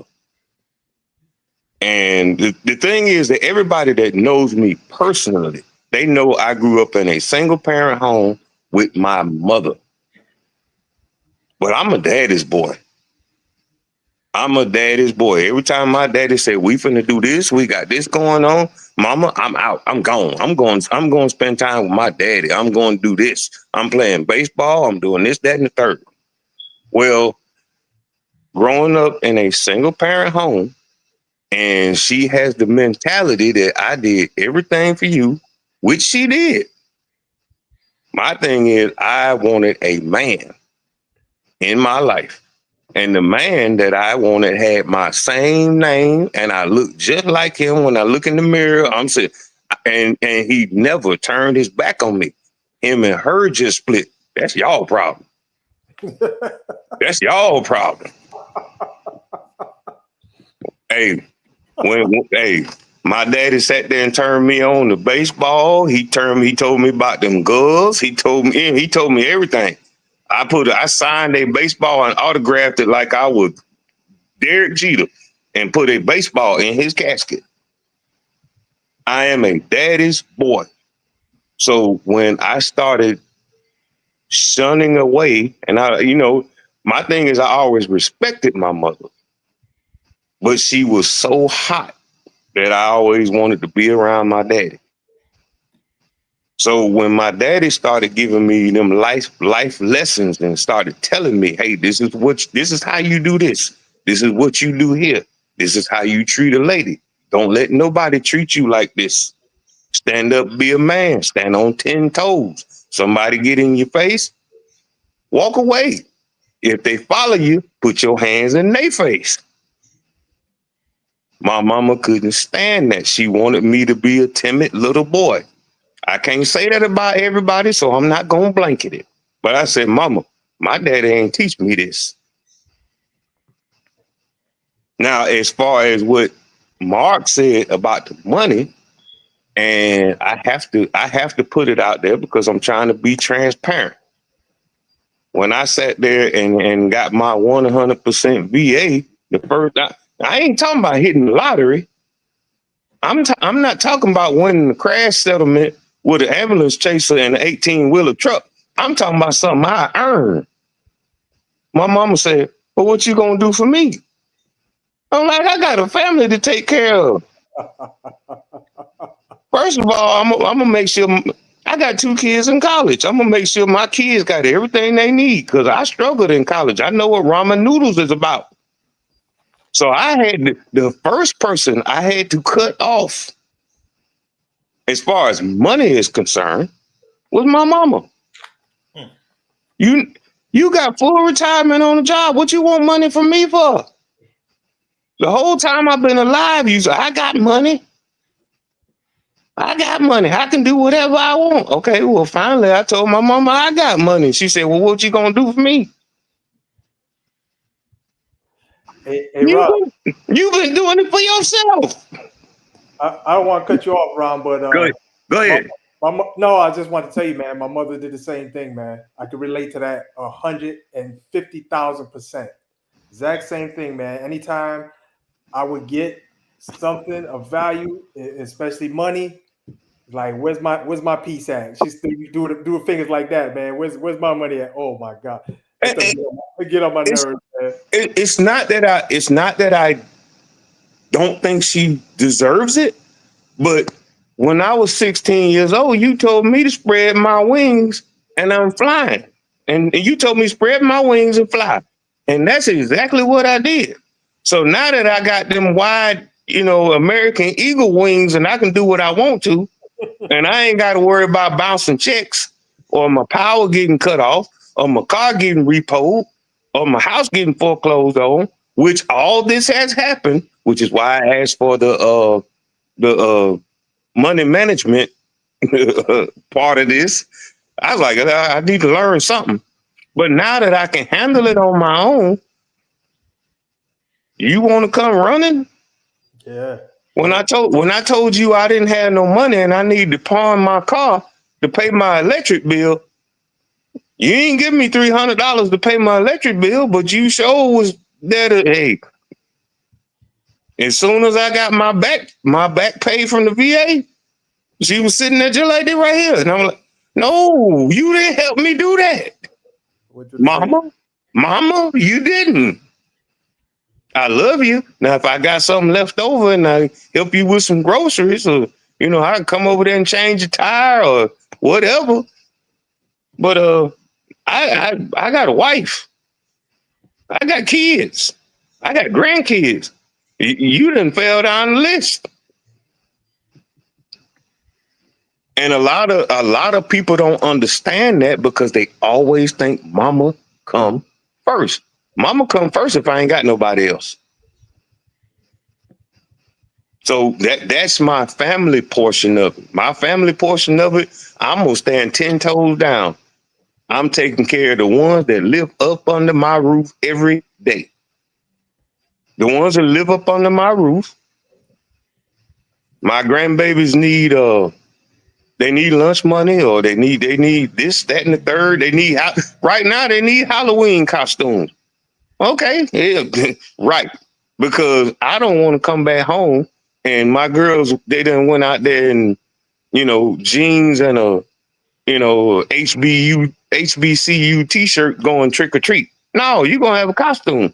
I don't know if anybody's for or against that, but the first people that are the most important that I take care of, the ones that live up under my roof. Mama, you need to take a back seat.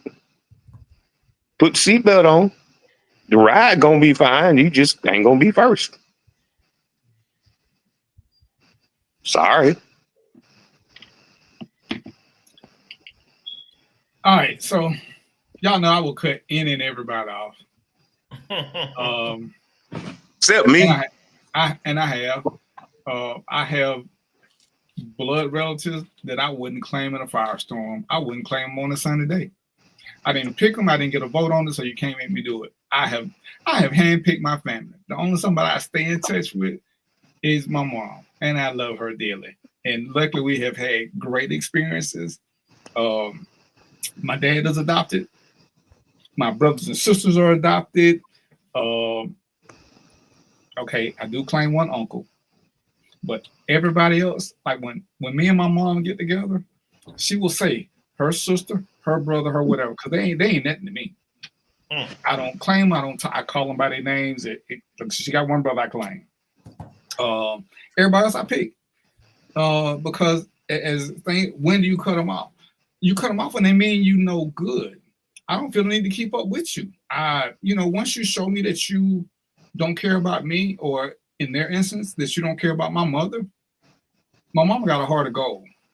Unfortunately, she was selfish. She got 100% heart of gold, so I didn't get none of it. Not a lick. I tried to be accommodating. And she has a brother. I love my mom. For those of y'all know she my girl. The only somebody who could get me to do right when I don't want to. Well, she had a brother that I didn't speak to because he did something that was really foul. And the street said I was supposed to do what I was supposed to do. But because it was her brother, I gave him a pass. As DMX said, I just turned my back on him. And this went on for about 10 plus years. And my mama said, you know what I want for Christmas? I was like, I have no idea. She's like, would you speak to my brother at the Christmas thing? And I was like, ooh, you asking for a lot. Because we've been in the same place, and I just leave because, they're his family. All the rest of them in my house, I just leave. As soon as I find out he's going to be there, I leave. I said, Mama, that really? She said, yeah, can you just put it aside? I said, I ain't putting it aside now. I said, what I will do is I will speak to him, but let him know the rules. He need to stay on that side of the room. I'm going to stay on this side of the room. When he wave or say hey, I'm going to say hey back. But we're not touching. We're not hugging. We're not doing none of this, though, Mom. I ain't there yet. I ain't going to never get there. And if you know me, anybody who knows me know, if you can do something to make me hate you, it ain't never going nowhere. Because I don't hate quick. I like I ain't gonna say I like. I don't dislike most people. I just don't want to deal with them. But I don't it's kind of like respect. When I meet people, I don't respect or disrespect them until they show me which one they want to be. I'm neutral. Once you disrespectful, I will give you disrespect. If you respect, I'll give. So anyway, we meet at Christmas. I'm sitting on my little thing, holding my breath, counting to 2,000. I like 0.211 because I'm dreading this moment. So her brother walks in and I hear him. So I open my eye because I want to make sure he ain't closed in on me. So he says from across the room, he says, "Hey, nephew." And I don't respond because I don't want to be your nephew. No, I'm not your nephew, player. Gotcha. So I give him the look. And so he says, "Hey, Darren." I was like, "Hey." I call his name. I blinked. That fucker sped across the room and got ready to hug me.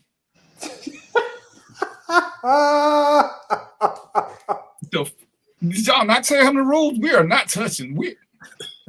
Man, I turned into what's the dude from Marvel who can make himself smaller? Yeah. I went from being 5'11" to like 2.5 inches, shot between his legs, ran out the door, ran to my car, and left town. Ant-Man. Bro, we're not finna do this touching thing. Goodness. Because if you touch me now, I gotta fight you. As a matter of fact, I gotta stab you because that's who I am. And my mom said, "What happened?" I said, "Mama, I thought y'all had a talk. I told you I wasn't doing that touching thing. I was gonna speak to him for you. As much as I love you, Mama, I can't let him touch me. And that's just a violation of every street code I know of." And people say, "Oh, you only get one family." I said, "No, you only get one family. I get as many as I want to."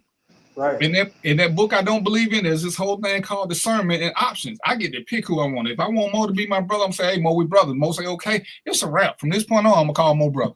That's it. Right. That's all we gotta do. Is the law say all both of us gotta do is come to a mutual agreement. That's what the law say. If we both in mutual agreement, that's it. Well, the man code said the man code said don't be phony. Hey, DVP, I gotta tell you this, man. What you just said, exact word for word, is in my book, my autobiography, man. I feel the same way. It's in my autobiography, man. It's crazy. And I just, and I hear people like say, because I got a brother. People say, "Oh, you only get this." Y'all need to quit saying this shit. Yeah, man. I didn't get a vote in this. It's kind of like, right. It's kind of like when people ask me why I don't root for the Falcons. You from Atlanta? Again, nobody asked me where I wanted to be born, so I'm not rooted to a decision that my mama made. You can't make the two. I'm gonna root who I want to. I was born here because this is where my mama stopped. That's it. I'm gonna root who I want to because I get to make my own choices. I don't like it, but I accept it. I love my mom to death, and luckily for me, I don't have experience. When I got out the military, when I first came home from basic training, I had 3 of my checks because I was thrifty with money. And I gave 2 of the checks to my mom, and she just looked at me and started crying. She's like, "What's this for?" I'm like, "I don't need the money. I mean, I stay on base. I eat at the mess hall. What I'm gonna do with the money?" And she was like, "Ain't nobody never just gave me no money." And she tried to give it back. I was like, "What I'm gonna do with it, Mom?" I mean, I still got a 3rd check. I mean, I ain't cashed a check they ever gave me. I went with $100. I bought me some stamps. I bought me some envelopes and bought me some writing paper. And that was what I did with my money. So, and but it was that's who counts. She can't do no wrong. I just bought her a computer because her computer went down. She was like, "How much it cost?" I was like, "I don't know." She like, "You paid for it, didn't you?" I was like, "Don't ask me no questions you don't want no answer to." But what's up, Robert? She'll still try to give me money. And it's like, "Mama, stop playing.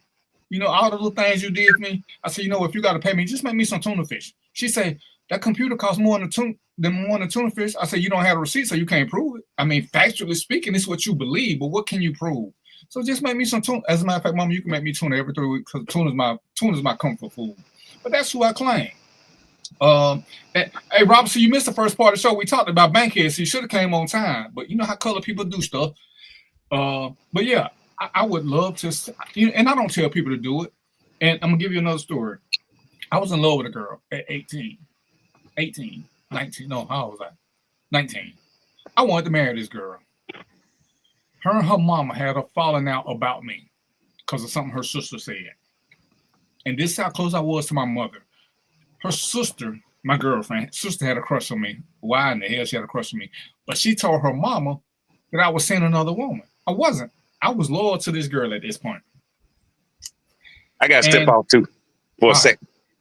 And her mama and her daddy had a beef with me because of what their sister said. And I was like, we could stay together. We could keep sneaking around and doing this and this and this. But you can't speak to you won't be able to speak to your family no more. Because they ain't gonna never accept me. And with the relationship I had with my mother, I couldn't accept her dismissing her mom and her dad. And to me, they were great people. All right. And it was like, oh no, we were talking about the real Bankhead Court. But because of that, I was like, we got to let this go because I would never tell you to leave your family because they love you and they're making the right decision based on what your sister said. And if you try to combat that, they ain't going to never pick me over their own daughter. Never. It ain't even logical they're going to pick. Because why would they think their daughter lying? They're going to just tell you being blind and you missing this and you missing that. So I ended a really great relationship because I would never make somebody pick between their family, especially if they got a good family unit. And she had a great family unit because I actually love their mom and her dad. But like I say, once her sister said that I was cheating on them, what's a good parent going to do? They're going to pick their kids. Oh, yeah. But anybody who ain't good for me, I'm ditching. I refuse to stay up, Go ahead. For me, I was just going to say, for me, that sentiment got even worse as I got older because peace became more important than just about anything. So cutoff game is crazy nowadays. But it's got to be if you care about your own sanity, because too many times we try to hold on to something that ain't trying to hold on to us. Right. And we go in debt. We're trying to win approval. We're trying to do this. We're trying to do that. And, I joke about the rules, but my dad said if they can't whoop your ass, they can't make you change my mind. My mama said, if you ain't got to live, sleep, eat, well, fuck them. And so those are my marching orders. And who do I have to live, sleep, eat with me? That's it. So, that's how I look at stuff. Like, oh, you can't just get rid of so-and-so. Wow, they don't live here. I ain't got to eat with them. I ain't got to sleep with them. So that means they're expendable.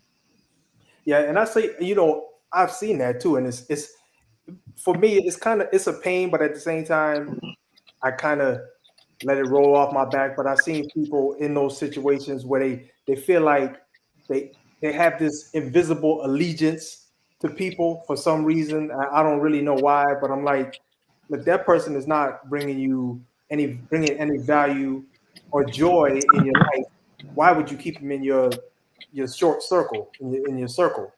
And I can't figure it out, but I don't understand why people operate like that because I can't do that. I just can't do it. But it's like, what's the purpose? I mean, and I hear a lot of people do it out of guilt.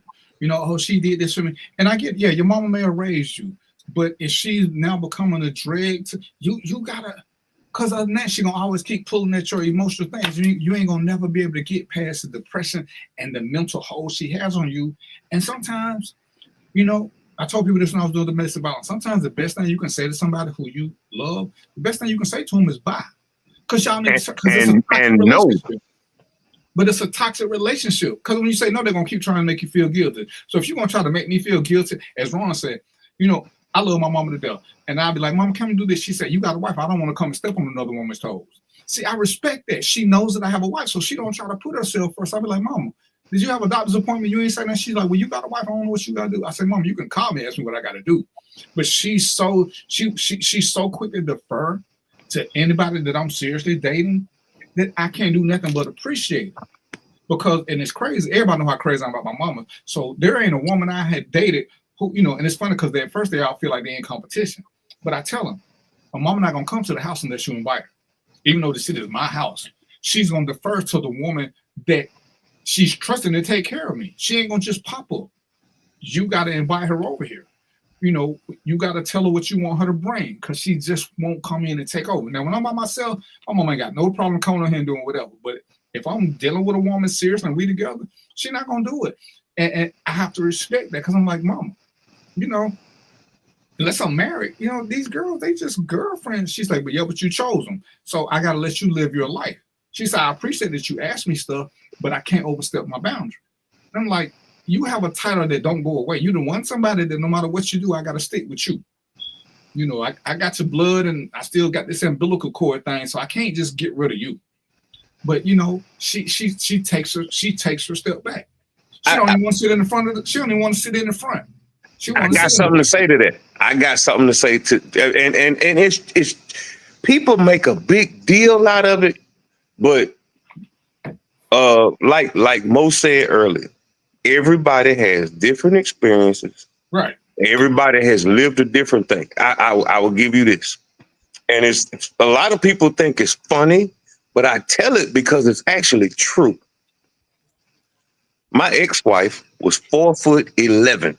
So when we went somewhere, y'all the same height. Huh? Y'all Okay, the same height. I take that. I ride that out. I'm still taller than you. Okay. The thing is, my ex-wife was 4'11". And the thing, I've never paid attention to the fact that who sits in the car is the most important. We go into the same place. Now, with my ex-wife being 4'11", when we went somewhere in the car and my mama was in the car, my mama got in front because the taller person usually, you know, they kind of cramped in the back seat. My wife now is 5'9", 5'10".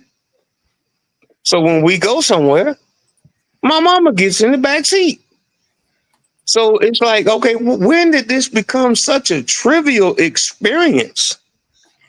It's not like you got a presidential flag, or you know, you some kind of military general, and you put a star on the flag, and you got to ride in the back seat.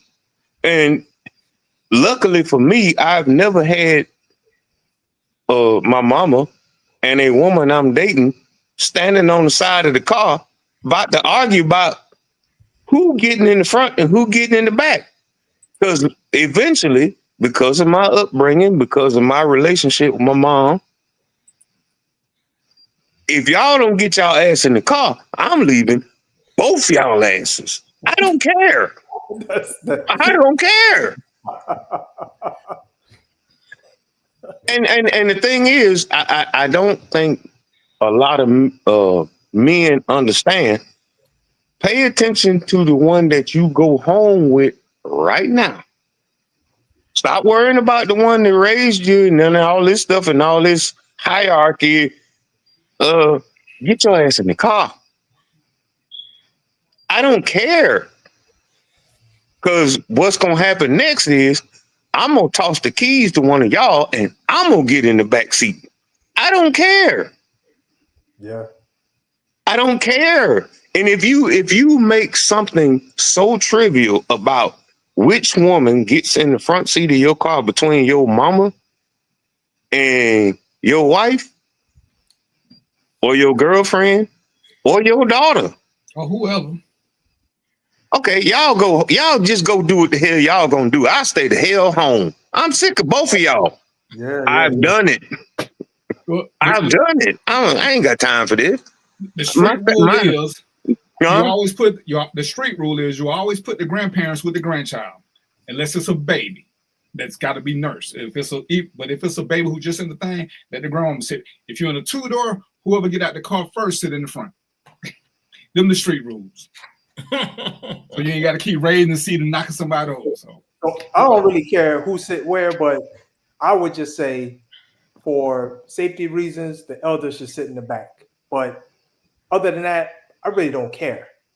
Just get in the car, man. Let's go. Shut up and get in the car. Yeah. You too, mama. Get in the car. Hush. I don't care. Yeah, to me, it don't matter. It matters because first, my significant other got dibs on the first seat. Now, if she decided to give it to my mama, that's fine. But that's her seat. We ride shotgun together. And it ain't gonna be no other way. Now, if she say, you want to sit up here? My mama say, yeah, that's fine. But 9 times out of 10, my mama gonna sit in the back seat anyway. Right. That's where she's supposed to be. It's safe. It's safer back there. And you know what? Whatever you decide That's fine with me. I don't care. Whatever you decide. But when and my issue with folk is they want to make a decision and they want to get on their soapbox and they want to make a podcast. And other than this podcast equipment is really too cheap because there's a lot of people that shouldn't have podcasts. So if you make it very, very, very expensive, a lot of these people will fall by the wayside. However, as I was saying, whatever you decide to do in your relationship with your woman and your mama and your kids, if it's as long as it's legal and moral, it's not my business. Yeah. So if I was to ever meet Mo and Mo pull up and he got his significant other in the front seat one day, and then me and Mo say, hey man, we done took our ladies out and we done did this, that, and the third, and let's go out tomorrow night.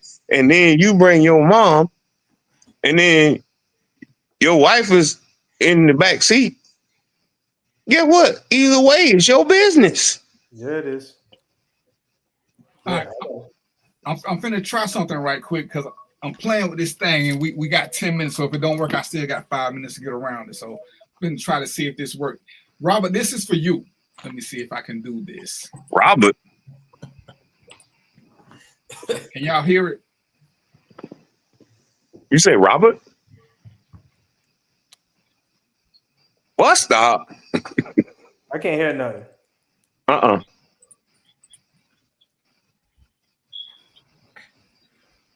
on, let me start it over. And no audio. No audio? No audio.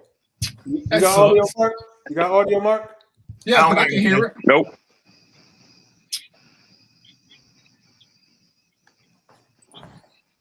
Well, hey, DVP, let it play and then tell us what it is.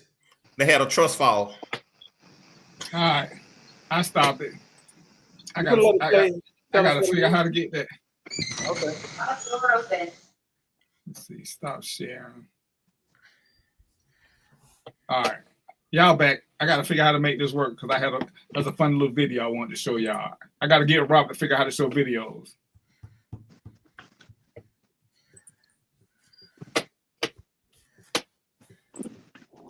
All right, so we done talked about that. So we're gonna do another one next week. Can y'all hear me now? Yeah. Okay. So we're gonna continue yours on next week. Like I said, that's what I want to do. I want us to have some different ones. We're gonna do another. We're gonna do some more money stuff. Ladies and gentlemen, those y'all just watch. If y'all got questions, inbox one of the four of us. If y'all want us to talk about something, inbox one of the four of us. If you got my number, I will tell you to call me. I ain't gonna answer the phone, so shoot me a text. I ain't gonna answer the phone. I'm already letting y'all know. It's 7:51. So what, we got 9 minutes. I don't trust y'all like that. I don't. You know, this show has been fairly decent, and I don't want to push the envelope because I know I got 3.5 misfits. Yeah. Oh, what you Mo? Did Ron leave? Yeah, he left. He said he was tired of you. All right, Mark, what you got for us? I like fire trucks. Hold on. Mark said he like fire trucks. So go ahead, Mark. Is that Don't ask him what the, no, do not ask a question. No, Mo, that's not how this goes. No.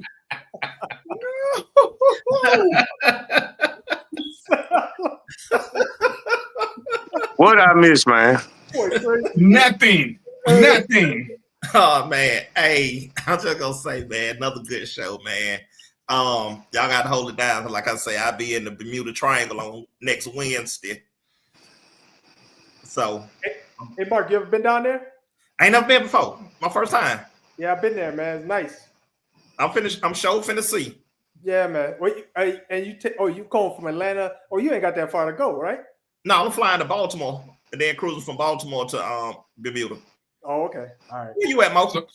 Well, when I went there, I took the boat from Boston, from Massachusetts. Where you at? You in Boston now? No, Arizona. Arizona. I'm coming out there. What part? Tempe. Yeah. What's it do out there? I'm coming. It's hot, man. It ain't hot when you coming. I don't know. When I find out you ain't a stranger danger, I'm coming. Nah, it's on my list of places to go. So I may be there. Probably maybe the first of the year. First of the year. Okay, yeah, it's pretty good weather then. Yeah, because Yeah. it can get hot out here. Do some research, man. Figure out what How you we can. How you end up in Arizona? It's a long story, man, but we don't got time. I don't want to get DVP in trouble, we'll man. Get that story next week. But Yeah, hey, gentlemen, I appreciate it. I'll see y'all in 2 weeks. All right. So, Mark, have a safe trip. Don't steal nobody's car. Facts. No. Say okay. Nah, facts. No. I need you to say okay. Affirmative. I'm going to Baltimore. I'm gonna go holler at Avon. Hey man, if he steals somebody's car in Bermuda, how he gonna get it back? Put it on the boat. I'm gonna get a smart car. Hey, we gonna see him at Hartsfield, hemmed up like a pair of britches. Crazy. Ooh. All right, so if any of y'all are Mark's friends for whatever reason that y'all can't get out of that, just call one of the national helplines, 811-611-311, somebody. I don't know, but pray. I don't know what to tell you if you want to Mark's friends. Ron, why is there smoke where you at? Or do I want to know? Hold on, before you answer that question, Ron. Hold up. I take it back. I don't want to know. I don't participate in any illegal activities other than why he gotta say other than? You're supposed to just pay period. I have been hit with a couple of them damn them speed violator laws. Like 127 and a 65. I've been hit with a couple of those. I'm a car guy, man. I'm a mechanic. I'm a car guy. Well, if it don't go fast, I don't want it. I don't want it. If it don't go fast, I don't want it. I sat there and busted me a charger upside the head coming home from work. This little dude, he thought I got a charger. Okay. I threw that fish hook out there. Next thing I know, my gas hand and my speedometer were going in opposite direction. Mo, do you have anything constructive to say? Let's see. Anything. Yeah, man, I think so. Anything. Man. I'll just say, good information on the show today, man. It's good talking with you brothers, man. We need to. I like us to get these messages out more though, and get more people involved. Okay. So, anybody watching this, man, come on to the show, ask questions. DVP, easy guy to get along with. So send them questions before the show. We'll do some research, man. We love DVP, love doing research. So we do some research, figure out if you got questions. No. We don't love doing research. We just do it. We don't love it though. I prefer that y'all ask us easy shit. No, I like doing research. Send your research questions to them three. Them three. Anybody who ain't yet, them three. Hey, put it this way, DVP's forced to do research because he ain't gonna say it if he haven't researched it. So let's get send some questions our way, y'all, and we'll answer them for y'all. Ooh, I gotta get me a mute button. Hey man, DVP. He gone fishing. Give me a call when we get off of this, man. I'm not. My phone don't work. I stopped paying the bills. All of them. All 9 of them don't. All 9 of your phones don't work no more. I lost my beanie weenie can, so yeah, none of that. Robert, I'm gonna call you because I need to figure out how to share this stuff. I know you use StreamYard. As a matter of fact, Robert, when Robert show come on Tuesday, what's the name of your show, Robert? Everyday. It ain't Everyday People. Mark, what's the name of Mark's show? I mean, what's the name of Robert's show? I'm about to figure it out. You should do some research and know his show title next week. DVP. But he got a show on Tuesday. Well, Robert, if you still don't put the name of your show, shit. No, let me look at my inbox right quick because I know it's in here. One of them, he sent it to me. But he got a show. See, and this is what I talk about when I talk about we can all work together. His show is on Tuesdays. Good show. I've been on there. He had me trying to jump on some of his co-hosts, so I don't go as much because it don't help with my violence. Overflow to Everyday People. It usually comes on Tuesdays at 7:00. And what is the gist of the show? Well, he does a lot of social cause. It's almost like this. It's just not as random. He actually has a true plan. He'll talk about different things. He actually has an agenda every week. But he loves to get the common people to come on the show and ask questions when he got guests. He's talked about a lot of things. Like I said, I went on his show when we talked about depression and some other things. So I'm common as hell. No, you're galactically retardical as hell. But anyway. I own it. I own it. You got a choice. You got a shirt that says it. And it's on Facebook, so we know it's true. It's 7:59, ladies and gentlemen. I appreciate y'all for tuning in. I'm sorry for those of y'all who got traumatized like I did. But we're gonna we're gonna do a little bit better. We're gonna, like I said, we're gonna have a little I'm trying to get a little method to the madness so that y'all can do the different segments, because I got somebody who wanna do clips of the segments, so I gotta start working with him. But we'll do this again next week on the 22nd. Same bet. Good talking to you, Mo. Good talking to you, Mark. All right, Mo, Ron, DVP. All right, so y'all know what it is. Until next week, I ain't finished drinking all my drink because y'all had me so traumatized. But until next week, y'all know what it is, right? Peace, popcorn, and chicken grease, and we out. Easy.